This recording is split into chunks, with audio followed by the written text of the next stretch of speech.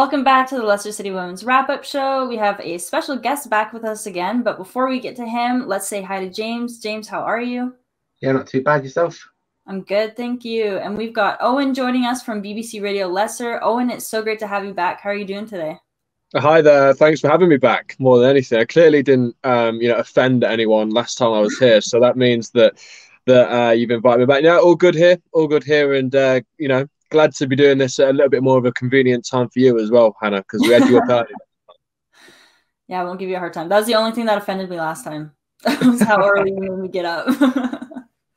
We have to ask, have you found Bigfoot yet? Well, that's more of a question for you, Hannah, because over here in the UK, Bigfoot isn't necessarily something that we have sort of roaming about. But I'm led to believe that there's quite a few in the Canadian Rockies. So have you seen Bigfoot, or found any tracks or anything like that? How's the Bigfoot hunt going where you are? The thing that funny, you mentioned that, because I live right next to the Rockies, so now I can't drive through or go to the Rockies without thinking about, I gotta watch for Bigfoot for Owynn. It's just the way of the world. Yeah, I haven't seen anything. I've seen some hair, but I don't think it's Bigfoot. It could be anyone's. So how's the season been for you?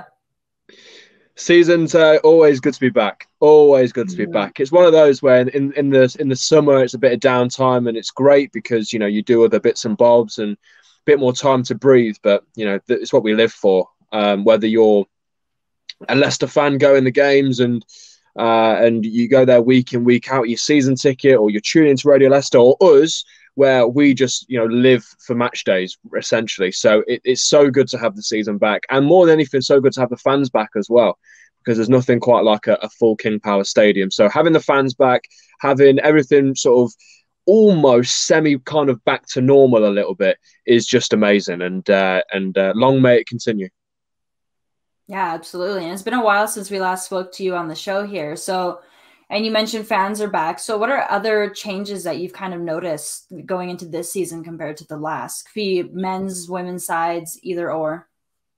Well, in terms of COVID and those kind of changes, I suppose fans is the biggest difference. But this time around, it's almost moved from how sort of before it was the normal into like the COVID normal, and now we're starting to come out a little bit of that COVID normal into like almost the old normal, but there's just a few little bits and bobs. But a lot of it's sort of mainly admin, isn't it? Just doing tests before you have to go to games, showing that those sort of COVID lateral flow tests that they are negative and you can go in, and all those different bits and bobs. But when you're sat in your seat and you don't have to wear a mask, and there's 32,000 people around you screaming the Fox is on, it for 90 minutes at the very minimum feels normal. It feels like you're back in, I don't know, like 2017, 2018 and 2019, where before we had all of this COVID nonsense going on. It's great. It's absolutely brilliant. And for 90 minutes a week, it feels normal. And that's all we look forward to, all I look forward to, those 90 minutes on a Saturday or a Sunday or whenever they play, just to feel a little bit normal, I would have thought. That's great. And obviously, Owynn, I think you covered last Sunday's game against Man United women. I did. What was it like? Because I think you guys covered the championship winning game as well, where the trophy was lifted. What was it like seeing fans in front of the women play? Because obviously it's not happened for 2 years, and before we weren't a professional club. So how did it feel for you? It was immense. It was immense. I was driving to the stadium, and I said this to Jonathan Morgan post-match, as I was driving to the stadium, and honestly, I really didn't expect to see as many people outside the ground. I think I saw you outside the ground, James, sort of sauntering around, looking a little mysterious. But I was astounded of how many people were outside the stadium, and I thought, wow, there's going to be a lot more people here than maybe I'd anticipated. I didn't know what does a Women's Super League crowd for Leicester City women look like, or how many people are there. We don't know. And it was just amazing to see 4,500 people in there, almost the whole of the West Stand full. And that was including Manchester United fans as well. It was a great day off the pitch, let's put it that way, because they got clearly messages that the club have been sending out, the improvement in the women's game, the facilities that have been handed to them, like Beaver Drive and now King Power Stadium as well, clearly worked. And clearly there is a pull and there is an attraction there for people to go and watch the women's game in Leicester. But then also to go with that, the football side of things as well. Slightly disappointing, I think, for Jonathan Morgan's side, but a really good lesson. Manchester United are a good side. Ella Toone was just different level. You can see she's streets ahead of anyone on that pitch on Sunday afternoon. She was outrageously good. But it was a good lesson for Jonathan Morgan and Leicester City women, because that's the best side they've played, really, probably, other than Manchester City in that cup game, probably ever. And it just shows you the gap that is available for them to fill. They are a good side, Leicester City, and they will win games this season. But if they want to compete at the upper echelons of the WSL, then they have to bridge that gap between where they are now and where Manchester United are, because there was just a little bit of a quality difference. And Jonathan Morgan's still trying to get his new style across to the players as well. It's much more vigorous. They are covering much more ground, and you can see them tiring at the end of games. But the more the season goes on, the better they'll get at that, and I'm sure the more games they'll end up winning. Yeah, I think for me the crowd was amazing. I think beforehand we didn't really know how many people would be there, but like you say, the whole of the West Ham was filled, and it was for the first game. I think once word gets around that, one, the tickets are really, really cheap for a game. I mean, for instance, Europa game tonight, I think the ticket's between £30 and £40. Whereas if you buy a season ticket for the women's, it works at like £3 a game.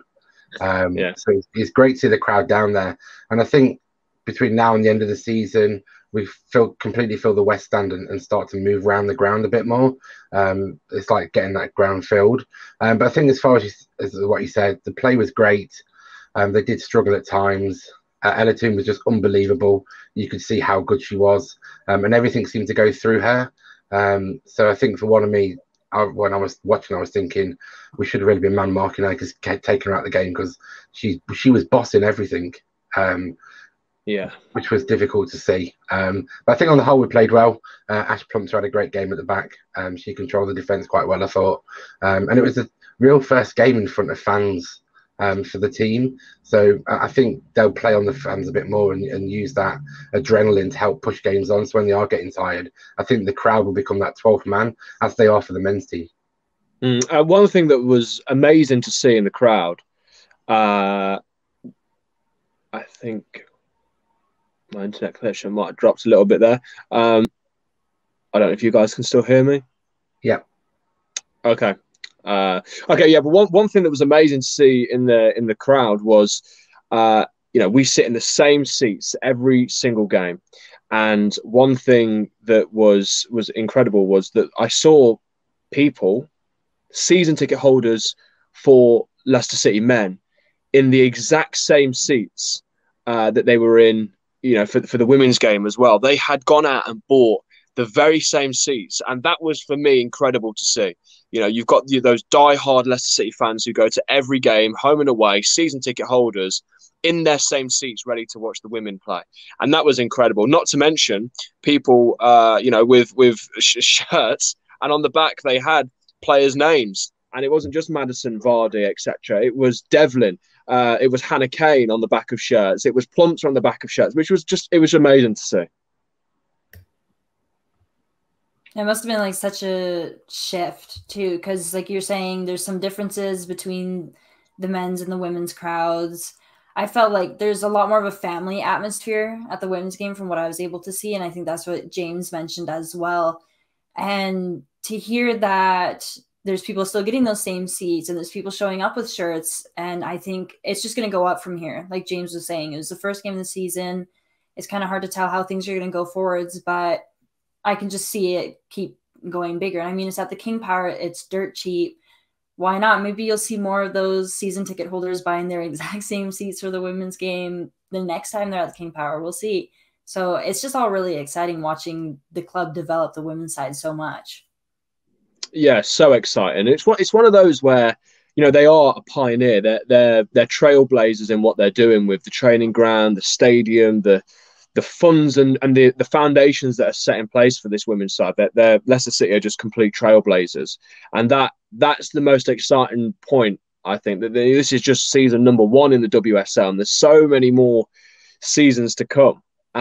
So if this is where they are in season 1, where they're going to be in season 2, 3, 4, 5, 10 in the Women's Super League, particularly as the league grows, players naturally are going to get better coming through academies. I mean, you look at all the academy players that they had on the bench. Mackenzie Smith came on. She's 16 years old. She's going to be a baller. There's so much to look forward to for Leicester City, and it might not be the season that everyone wants this season. They're not going to win every game. They're not going to win the league, but that doesn't mean that they're not building for that kind of thing, as I say, in 5 to 10 years' time. Mm-hmm. Exactly. And you're saying that the WSL, we're going to be growing in that, and the league's going to keep growing, and we're seeing a lot of growth this year with BBC specifically hopping on with coverage. What has it been like for you, someone who works for BBC, to kind of see them expanding and helping grow the women's game? Well, it's right that it happens. It deserves to be covered in the same way in which the men's game is covered to some degree. And clearly, based on the nature of the game and where it's at, it doesn't have the same kind of pull. It doesn't have the same sort of audience in terms of numbers that a Premier League game for Leicester City men is going to achieve.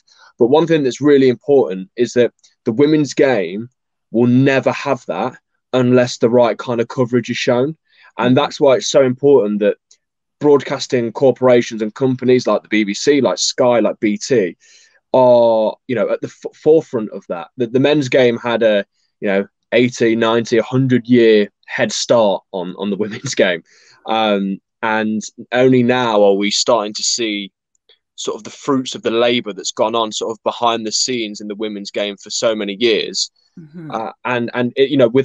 Without corporations and companies who broadcast showing it live and showing it across, not just England, but the world, it's never going to increase. The Premier League would not be the Premier League if the TV rights weren't so huge that they were sold to every man, woman and dog across the whole of the world.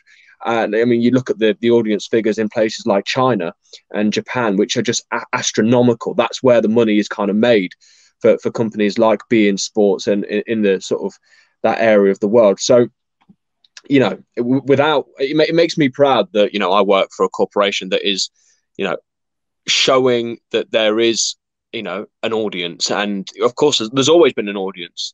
There has always been an audience, but every day it seems to be growing, and that's a proud thing. Mm-hmm.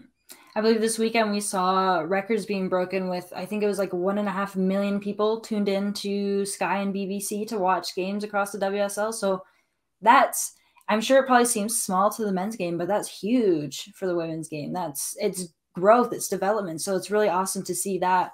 Unfortunately, as an international, I'm still stuck with the FA player, but maybe one day I'll get some better coverage. So we'll see about that. But you've had the chance of speaking to players. You mentioned that you spoke to Jonathan Morgan post-match. Do you feel that this season you're kind of, like, you've spoken to some of these players last season as well. Do you feel that this season it's a bit more, okay, like, let's help grow this even more through our own coverage with BBC Radio Leicester? What has it been like talking to them this season? Because I can imagine it's probably so busy for them now.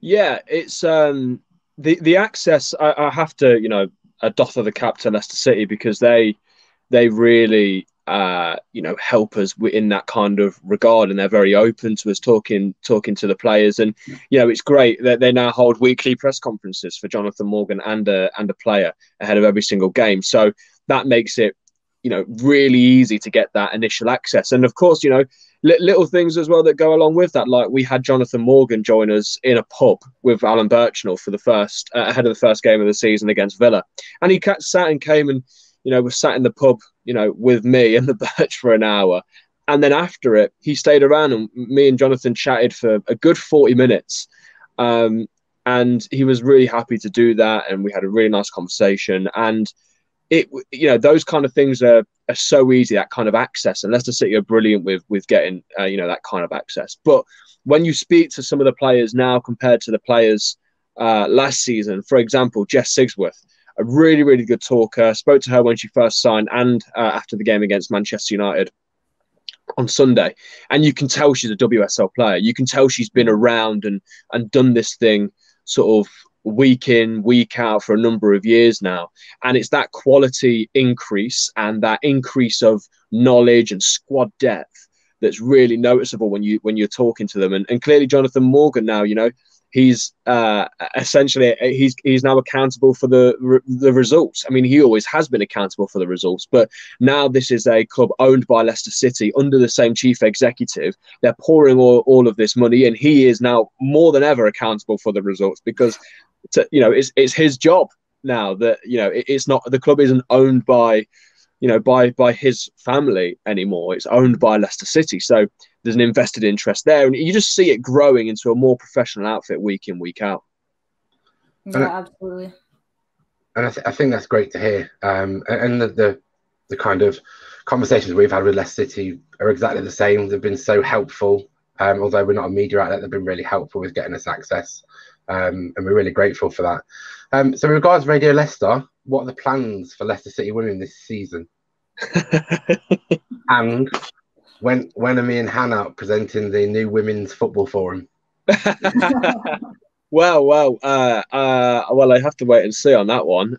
What an idea! I mean, Hannah is our sort of unofficial Leicester City women's reporter at the moment, isn't she? Making appearances left, right, and centre on the Football Forum and whatnot. So, I think our plan locally at Radio Leicester is, we are, just like many other broadcasting corporations, pretty new to the women's game in terms of coverage, and we are going to try and build our coverage week on week, month on month, year on year, and see how much we can do. I work on the sport desk, right? So if I could have sport in every single program, I would.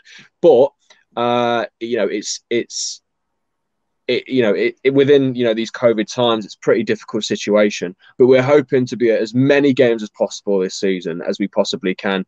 And for those big games, like the opening day of the season at King Power Stadium against Manchester United, first game ever at the King Power in the WSL, those kind of games, 1,000% will be there for those big matches. And hopefully, as time goes on, we'll be able to increase our coverage such that it is comparable with the coverage that we're able to give to the men's side. Mm-hmm. That'll be fun once you get there. That'll be awesome. I mean, right now, I think you guys are doing a great job as well. Well, I was going to say, then you won't have to watch the FA player anymore, Hannah, will you? You'll be able to just listen to us every week. Exactly. I don't even need to see the game. I'll just listen to you guys. But you guys really are doing some great stuff, because you could easily go without just covering the women's side, because there are clubs that don't cover their women's side at all with their radio. So it's really great that you guys have, and you're not just picking it up this season either. You picked it up last season. So props to you guys.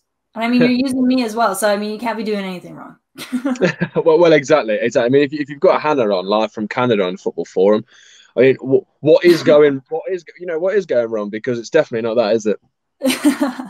No, I'm just messing with you. I'm sure a lot of listeners are like, I'm not sure I agree with what she's saying there. But I'm sure that's not the case. So, sorry, I'm like losing my voice a bit here. Were you at the Villa game as well, or you were able to catch it at all? No, I wasn't at the Aston Villa game. I was on the air presenting a program when the Villa game was being played, and I was watching the game. And again, one of those, it was just similar to Manchester United, a lesson learned, a different lesson. But it was the sort of nature of the WSL that in the Championship doesn't happen. If you dominate a game in the Championship, left, right, and centre, you win. But in the WSL, you can dominate the game in all areas, and it only takes 1 minute to concede 2 goals, and you lose 2-1. And that's the harsh reality of playing in a division with the quality that the WSL has. Mm-hmm. Exactly. It was really hard kind of going into it because we had no idea how things would go because, like you said, it's different league, different quality. And I had to do the post-match show on here after the United game. James was there, so he got let off that time. Lucky guy. But while doing it, I realized like we're not used to losing because last season we went the entire season with only 2 losses in the league. So I'm sure if us fans are feeling that, the players are probably also like, yeah, we're not used to losing either. And the Villa loss, I find, was just an unlucky loss. The United one, we were completely dominated. It was inevitable. And you mentioned earlier, like Jonathan still trying to kind of get his style across and stuff like that. And while watching the United game, I understand that we had 4 changes, some due to injury, but it was also like, are we still trying to figure out which formation and which tactics work best? Because we're new to this league, it's really hard to tell which way they're going. So looking at the West Ham game, I feel like I have no idea what formation we could go with or which players we could use. And then we've got Man City in the FA Cup right after, and for that, I have no idea. So it feels like every game is going to be a bit of a surprise for us. So yeah, no, I know what you mean, because I think if in that game, the likes of Hannah Kane and Sophie Barker are available against Manchester United, then you're probably looking at a little bit of a different game. Hannah Kane can change a game on its head, and I think the leadership that was maybe lacking in that middle of the park was evident without Sophie Barker in there as well. And you know you've got some form of midfield kind of issue a little bit when you're playing best will in the world. Sam Tierney is a great defender, but when you're playing her in the centre of the park and asking her to create in that quarterback role, she can't do it in the same way that Sophie Barker does, and that's only natural because she is a defender. So yeah, those kind of players missing is never ever gonna help. But I think the formation is I think that 3 at the back formation is what you'll see for most of the season for a couple of reasons. The club has so many defenders and so many centre halves that they've clearly brought in order to play this way. And then you've got Tash Flint and Jess Sigsworth up front, and they're going to be the players that are going to lead this fight to stay in the WSL and push up the WSL, because both of those are fantastic players, and working together could form a formidable partnership. We've not quite seen it yet, but when they get firing, when they get clicking, I think it'll be goals galore. Yeah, I totally agree with that. I think one thing for me, which always has my heart in my mouth, is every single corner we've got 11 in their box. And I just keep seeing it going, all they've got to do is put someone on the halfway line, 1 ball out, and we're done. So it's a strange tactic. It's an attacking tactic. It's great to watch. It's just, as a fan, I get a bit, oh God, here we go. The classic Leicester City roller coaster. Yeah. Always one of them. Yeah. I think Sunday's game was good. Man United were a different class. It was interesting to see Sam in midfield. Yes, she's not a midfielder, which is why I think we saw Tash Flint in the first half dropping back into midfield to try and help them. With that, it caused us to have hardly any attack, because Tash is the one that's going to hold the ball up for Jess to score goals. We all know that. So it's difficult. But I think, once you get Barks back in that midfield role, I think you see a great team that's starting to form. Definitely, and as you say, you've got when you're able to have Sophie Barker dominating the midfield and Tash Flint playing next to Jess Sigsworth as well up front, then you're able then to utilise the wide players a little bit more.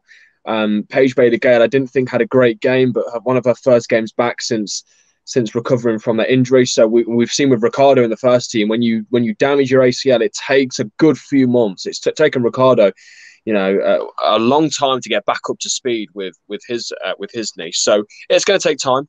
But when you are able to have key players in positions like that, it means you can bring in the wider players a little bit more. Players like Lashante Paul, players, as I say, like Hannah Kane, who sometimes plays off the right, sometimes plays off the left. They're the kind of players who are going to create for Leicester City women this season. If they can get it out wide, and then if they can find Jess Sigsworth and Natasha Flint in good positions, that's where they're going to be key. And of course, from corners, when you've got Abby McNamara rising at the back stick to head one home, it never hurts. Yeah, exactly. I thought Shannon O'Brien had a great game against Villa. I think we missed her slightly in the Man United game because our distribution was top notch in that Villa game, and I think that's the kind of person we were missing as well. So I think once you get these injuries back, we've got that team and that depth to start to win games. Yes, we're not going to beat some of probably the top four because there are that different class, but the ones below that, I think we've got more than ample opportunity to win and probably finish mid-table this season. Yeah, I wouldn't disagree at all. There's enough quality in that side, and you look at the players they brought in. They've all got WSL quality. They've all played there before, and they all know what it takes to stay in that division. It's just a case of waiting for it to click into part. It's the most frustrating thing, a completely new formation and a different system and different tactics that Jonathan's trying to get across to them. It's going to take a little while. It is going to take a little while, but we just got to hope, I suppose, from a Leicester City women's point of view, that it's not too late into the season, that it means, I think they'll stay up no problem, but you got to hope that it's not too late into the season that they can't then push on and then they can't go and achieve something really, really good, because when they get it going, it's going to cause a lot of teams in the WSL problems. Mm-hmm. Yeah, I'm excited for when that starts happening, because obviously it's so early in the season. It's really hard to tell when that's going to happen. I feel like West Ham is a huge opportunity for that. Fortunately, there is a Canadian that plays for West Ham, so I'm kind of like split a bit. But, I support Leicester. It's Leicester all the way. But I think West Ham is a great opportunity for them to show up that way. And just going back to the United game, I have to give so much credit to Kirsty Lavelle. Despite having conceded 3 goals, we probably could have had like 7 against us. So she was outstanding in my opinion. So I'm curious, who are you watching for this season? Who am I? What? Sorry, Hannah. Who are you watching for this season? Watching? Like, who are you? Like, which player are you watching for? Like, which one is going to stand out? Oh, okay. Sorry. Lost a little bit in the Canadian translation, I think. No, I think, as you say, Kirsty Lavelle is a player who, brilliant goalkeeper and made a couple of really key saves. The player that I'm watching for this season. Have I got that right? Using that wording in the future. I was like, a player that I'm watching. I'm not sure that's appropriate, Hannah. But the different meanings here. The player that I'm watching for most this season, I am a big fan of Hannah Kane and the way that she plays the game, and Lashante Paul as well, who is just an absolute baller. I think you can tell with both of those players that when they play, they really look like footballers when they play, and and that was more evident in the Championship than it ever will be, because the women's game, with the greatest of respect, is not at a place where every single club has players that have come through academy at some stage, and that comes right down to the grassroots level of football. For example, I'm not the best footballer. I play Sunday mornings, but I played football all my life. Mm-hmm. So you get into that muscle memory. Girls picking it up, when you've got girls picking it up maybe at like, when you've got girls picking it up at maybe like 10, 11, 12 years old, they've missed a lot of that opportunity to develop and form that muscle memory from a really young age. So when that starts to happen, you'll start to see more of that coming through. But Hannah Kane and Lashante Paul both move like ballers, and they're the players that I'm watching out for this season, as well as Jess Sigsworth and Tash Flynn. I think those 4, if they can get clicking. But like I say, big fan of Hannah Kane and the way she plays the game, because she's a baller. And I think we saw that against Charlton Athletic at the King Power Stadium on the last day of last season when they lifted the trophy. She ran the show, and it's just a shame that she's picked up this injury. But hopefully she'll be fit and raring to go for the West Ham game. Yeah, I think for me, Hannah Kane and Tash Flynn, they both ran the Villa game. If I'm honest, Hannah Kane never stopped. She's got this great way of putting a foot on the ball and knowing where people are. Just a brilliant player. And Tash Flynn was unbelievable. The way she holds the ball up when she's got 3 or 4 defenders around her, and they know that she's the scary one, the one that they've got to keep an eye on. And I think she's going to go from strength to strength this season. My only issue is, if we're not doing very well by January, will some of the bigger clubs come in for people like that? Which I hope not. Well, a lot of these players are in the first year of their contracts, I suppose, aren't they? But, you know, the likes of, you know, the players we've mentioned, Tash Flint, Hannah Kane, Lashante Paul, and not. And but I think Jonathan Morgan speaks every single week, multiple times, about culture and about buying into sort of the Leicester City project. And I can't see any of those guys leaving. I can't. I think they buy into that project in a way that that not many players do. So by buying into that project a little, you know, just that little bit more than what maybe other clubs, you know, might be able to get out of them. I think people love it at Leicester. Abby McNamara says everyone wants to come to Leicester because they've got the training ground, they've got the King Power Stadium, you know, they've got all of these amazing facilities. So those kind of things, I think, will just keep players like those that we've mentioned at Leicester for a long, long time. I think obviously people also want to come on our show and speak to Hannah because she's obviously the best.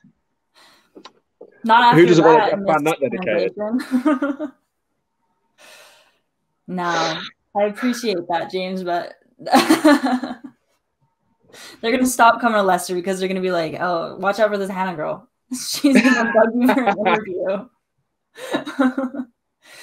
She's gonna say things in Canadian apparently that are gonna mean something completely different, and then you're never gonna want to go back on. Yeah, she's apparently. What's that? Sorry, we lost you, Owen. What did you? I said, yeah. Sorry, no, I had a phone call coming in. You know, if people start joining the club, you're going to ask them who they're washing, and that's just not the best, is it? And now I'm scared to ask people what they watch on TV and stuff too. We're gonna have to watch all the time. Yeah, exactly. I'm learning. So I think you're gonna have to like send me like a breakdown or a guide before I go to the UK, so that this never happens in person with anyone I don't know. Yeah. We'll do that. We need like the Leicester Mercury did this amazing piece, Hannah, about sort of Leicester isms that you're gonna have to get up to speed with. So you know, if I said "Hey up me duck" to you, I don't know if you'd know what that means. No. Or a plaggy bag. Plaggy bag, you know what that is? I'm gonna guess it's pack your bag, but I feel like I'm very wrong. No. But you know, we'll leave that. What about a wobby? No. Or an okie? You know, these are all brilliant Leicesterisms that you need to go and research, I think, Hannah, before you come over here. The comments are going to tear me apart on this video now just because of this one moment. I'll have to prepare myself. I'll read that article before I come out just to play it safe. But I feel like if I were to say those words with how I speak in my Canadian accent, I think I'll get even weirder looks than if I ask people who they're watching. So I'll look into it. I'll learn. I have to. Good stuff. I don't have any other moments like that. I feel a translation video coming on, like they did with Ian Acho, pronouncing all the Leicesterisms with Hannah. I forgot about that video. That's a good point. If he didn't do well, I don't know how I'll do. Well, there you are. I feel like you guys have already lost faith in it. Just judging by both your faces, you're like, yeah. Just leave it. Just leave it. Move on. It's not worth it. Yeah. Don't worry about it, Hannah. It's not that big of a deal. You don't need to. Yeah. It's definitely not that big of a deal. Yeah. James, is there anything else you'd like to add before we kind of wrap things up? No, I think let's start on the fun side of things around TV and songs like we did last time, because it seems to go down well with our fans and stuff. So over to you. Me or to Owen? I'll start then. As Owynn, last time we mentioned Bigfoot. We've also mentioned it on the show already. I think I watched 5 episodes that night back to back and got quite hooked with it. Yes. I think I watched like 5 episodes. I'm like, what am I doing? But it was quite interesting. I'll give you that. So, are there any TV things at the minute that we should watch out for? What has my life become when I'm? Well, at the minute, I'm not watching. I've sort of got through my Finding Bigfoot repertoire at the minute. At the moment, I'm just rewatching The Mandalorian. which is just an incredible series around sort of Star Wars. It's like Star Wars, but it's not Star Wars kind of thing. Really, really good on Disney Plus. So I'm watching that at the minute. I don't know, other TV suggestions from me. Oh, what did I watch the other day? I watched this incredible part series on how the FBI bugged the mafia. Incredible in New York in sort of like the 70s and 80s. Outstanding on Netflix. I think it's called New York versus the Mafia. Unbelievable. I mean, I would say that's not too far away from you, Hannah, but those kind of road trips are about four days, aren't they? In America, so and of course Canada as well. Let's not forget. But yeah, so that's what I would suggest: The Mandalorian or New York versus the Mafia. Unbelievable. It sounds like you had me looking around for Bigfoot, and now you want me to go find the mafia in New York. Listen, if it happens, it happens. You can't get away from that. Might accidentally come across it. I don't know. End up in these situations because you're putting them out into the universe. Well, there you are. Listen, Hannah, if you find a Bigfoot, right, or if you find amazing proof of a Bigfoot, then the team, as James well knows from the BFRO, will be in contact. Owed Matt Moneymaker and them lot. They'll be around your house.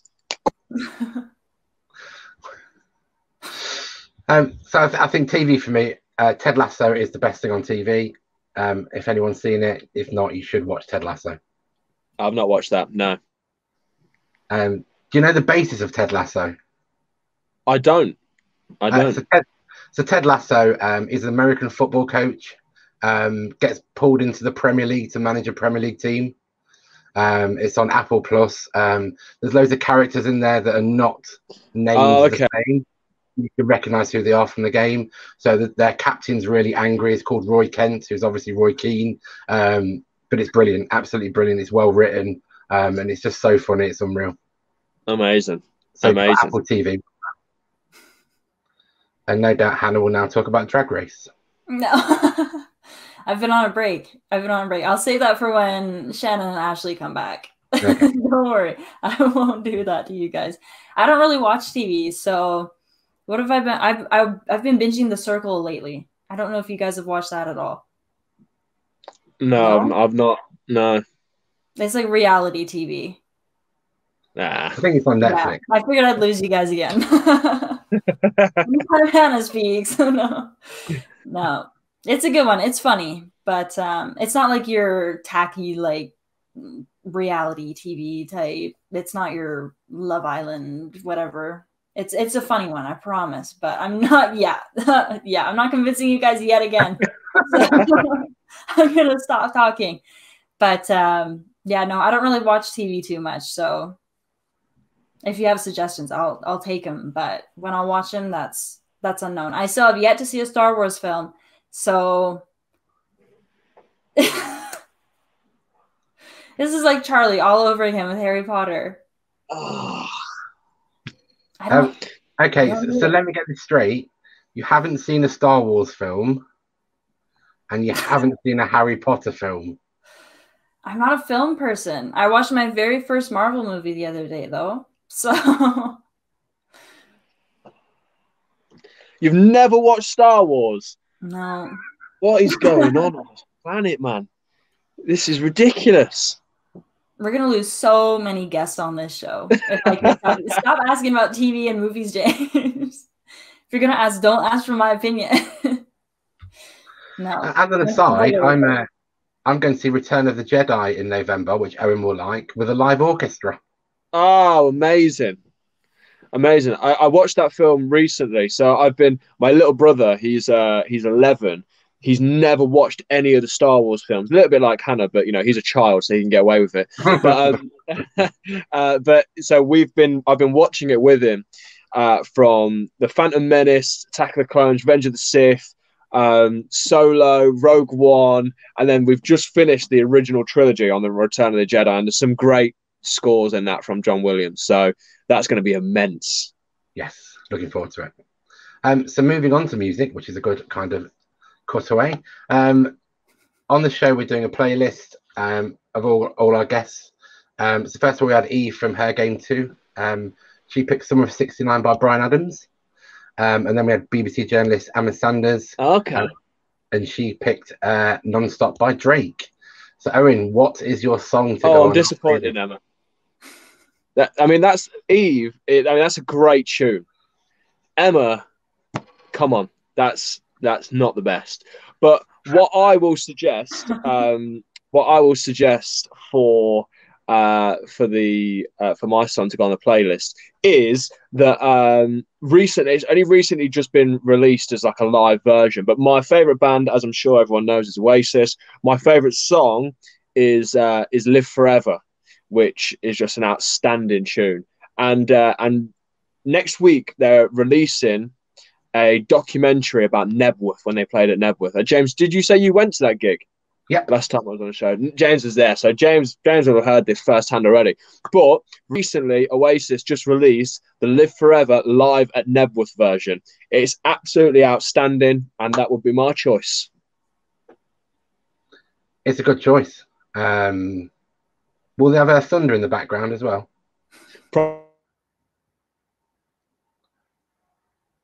Well, it must do, because it absolutely threw it down, didn't it, for the whole night? Yes. Hannah's probably got no idea what we're talking about.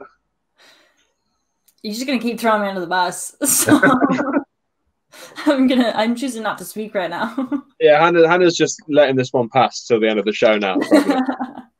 Hannah doesn't need to rank up any more points, so. It's been great having you on again, Owynn. Really good. I think we've asked Pipes to come on, and we'll ask Stringer to come on again at some point, because I know them two are quite busy at the minute. But thanks for coming on. It's been really, really great to talk to you again. I hope sometime this year we can find Bigfoot, hopefully in Hannah's garden. Fingers crossed. And my aim for this year is to try and get Hannah to watch a Star Wars or Harry Potter film. There's so many to pick from, so, you know. It's difficult. I'm lazy. I'm bad with movies. I don't have the attention span. Hannah, just pick one, either Star Wars or Harry Potter, and then just watch it from the start to the end, all the films. And once you get into the first couple, you'll be well away. All right. I'll take your word for it. I promised Charlie Devlin I'd watch Harry Potter, and I have yet to do it. So just think of Star Wars. It's just drag race with lightsabers. Is it? No, it's clearly not. But that's a horrible pitch, James. but if it gets you to watch one, then I've succeeded. Yeah, Jedi RuPaul. Yeah. Which is probably the next season. Yeah. Probably. Spoiler alert. Thanks for coming on, Owynn, again. Enjoy the game tonight. I know you guys are down for the Europa game, so have fun. I think there's loads of flags and things going on tonight. Yeah, there is going to be an immense game. But yeah, looking forward to it. But thank you very much for having me again. No props. And thanks as well, Hannah, for joining us early in the morning. It's not too bad. I'm good. That's good. Right. We shall see you all next week. Thanks, everyone.